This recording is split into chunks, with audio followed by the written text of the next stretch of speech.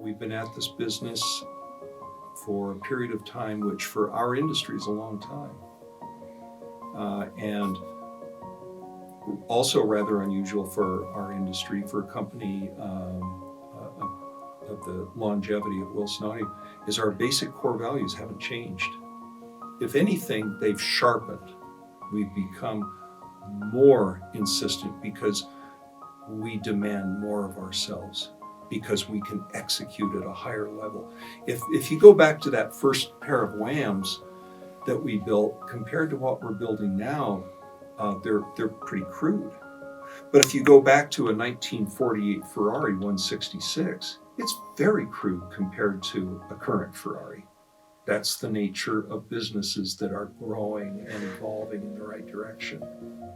Very few people are able to take something they really love doing and start in a garage, and then from, like say, 6 square feet to 46,000 square feet, and 50 wonderful employees and more, and distributors and dealers in the United States and around the world.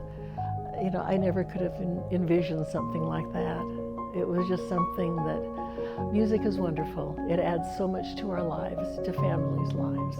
You know, how can we do this and share it with others? I never dreamt it would be something global that we could do. Dave and Cheryl Lee Wilson were only about 27 years old when they lived in Waukegan, Illinois. And in Waukegan, there was a garage attached to their duplex. And in that garage, there was a 2x3 foot Sears workbench that my dad would take turntables and modify turntables. He'd had a lifetime of playing with audio gear and experimenting with loudspeakers and adjustability in the time domain and getting a feel for it. But his real start was really modifying turntables. Not many people know that. The first garage in Waukegan, we had limited space and limited tools. And Dave would use a Sawzall, and we had a few power tools from Sears, and you kind of take a glimpse there and then fast forward 50 years, and you have CNC machines that do these amazing things cutting, because we did things by hand, and you know, saws and measuring, and it's just kind of a dream come true. From Waukegan, Illinois, Dave and Cheryl moved to Novato, California. And they lived at 147 San Felipe Way. And the main living space, there were always experiments going on. And the garage also, there was always stuff that my dad was tinkering with. I was still young enough really not to understand or comprehend what was going on. You know, the Watt grew out of his White Dwarfs. We had done some recording, and at one session, he'd used some other little monitors and thought that he had gotten the correct sound, got home, put the tapes on the WAM, and lost the whole session because those monitor speakers weren't telling him what he needed to know in order to make a good recording, and placement of the microphones and all of the things to be a good recording engineer. And he had always said, don't want to do a small speaker, don't want to get in that sandbox. You know, there are a lot of small speakers, and that's just really not where we should play. And I kept saying, I think we should do that. And when he built the White Dwarfs to do his location monitoring, you know, other people heard them and, ooh, no, it'd be way too expensive. Come on, Dave, let's just give it a try. And so as we took them from just prototype type of things for himself to actually a commercial speaker, there were people who wanted them, even though they were the most expensive small speakers on the market.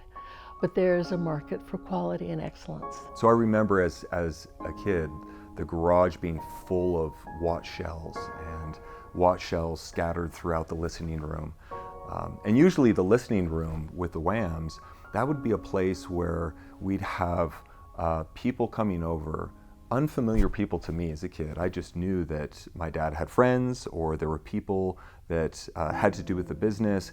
They'd be coming in and out of the house. He would play music at very exciting levels, and they would have great conversations, and they would leave. And so I remember during those times that I needed to make sure that I wasn't disrupting them, and I would kind of sneak in the back and listen. And when we didn't have guests over and my dad was listening to music, one of my favorite things to do was just to walk in and sit next to him and close my eyes and listen to music with him. Just a lot of fond memories of going around speakers to get to the wash, and the evenings and the kids playing in the speaker boxes, and it was just really a joyous time. Of course, there were always, financial things. I remember keeping little cards and, this is much is coming in or what bills have to be paid. And Dave never liked finances. It's something I don't mind doing and something he really hated, so that was kind of our division of labors that continued through our marriage. And it worked well, because in business, he didn't have to worry about that and the bottom line and what can we do. He was free to just, this is what I want to do, this is the best way to do it, and I figured out how. You think about the small space at 147 San Felipe Way and working with what they had. Very cramped, but they had a vision, they had a dream. And then taking the entrepreneurial leap, quitting their jobs and investing in a large house and providing that space. Now there's space to build the WAMs. They've got orders for WAMs. And only 2 years later, losing that house. And then moving down to 2 Sinaloa Court, where space was restricted once again. Small garage, small listening room, and a small entertainment area where Wilson Audio was spread out. It would be very easy to give up at that point. And then realizing that they weren't going to give up, that they were going to persevere, they were going to push through this, and renting out the space, now moving a lot of the stuff out of the garage into a rented bay, and then expanding that bay, and then continuing to put into the business. And the business gets bigger and bigger, and the opportunity presents itself to uproot from California and to establish Wilson Audio in a custom-built facility. It really is, it's the American dream. Starting off with nothing and working off of a bench in a garage in a duplex to a 46,000 square foot facility where you're crafting with a guild of craftspeople, 60 people that bring their best to the table, building the best in the world of something, handcrafted. It really is the American dream. I truly believe that the success of Wilson Audio's early years was because Cheryl Lee Wilson was the organization. She was the business mind behind it. She took everything that my father was creating and she helped assemble and create a business plan and a path forward. That allowed him and gave him the freedom to actually create and focus his energies on how do you get the best sound out of your system? How do you develop a speaker that has low resonant characteristics and the concepts of time alignment accuracy that he had been developing for a long time? How do you construct that into an architecture that's repeatable in manufacturing? It allowed him to focus on that while my mom was focused on the business side. So them being equally yoked and pushing forward really allowed Wilson Audio to go from its infancy really up to the point of my father's passing.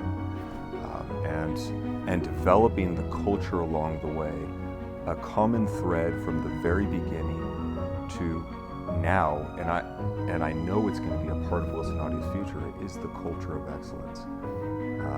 My dad said, perfection's impossible, but excellence is within our grasp, and always striving and searching for excellence and doing our best to attain excellence with excellence in all things. That will always be a part of Wilson Audio's culture. I think what Dave and I were able to do is the American dream.